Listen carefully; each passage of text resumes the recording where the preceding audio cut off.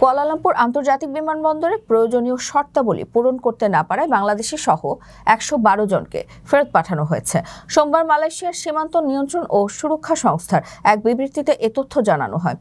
AKPS জানায়, বিমানবন্দরে অবতরণের ৬ ঘন্টার বেশি সময় পরেও অভিযুক্তরা ইমিগ্রেশন কাউন্টারে উপস্থিত হননি।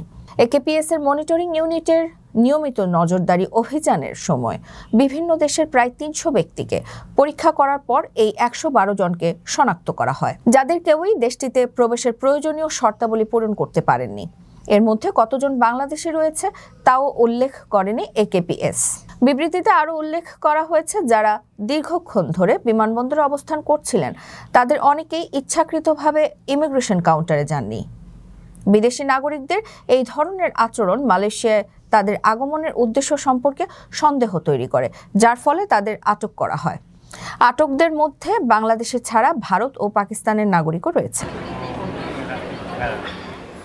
আপনার স্বপ্নগুলো আকাশ ছুবে প্রবাসীর হেলিকপ্টারের মাধ্যমে। বিয়ে, জন্মদিন অথবা যে কোনো বিশেষ প্রয়োজনে হেলিকপ্টার ভাড়া করতে যোগাযোগ করুন স্ক্রিনে দেয়া নাম্বারে। প্রবাসীর হেলিকপ্টার, নিরাপদ ও সাশ্রয়ী বাহনের বিশ্বস্ত নাম।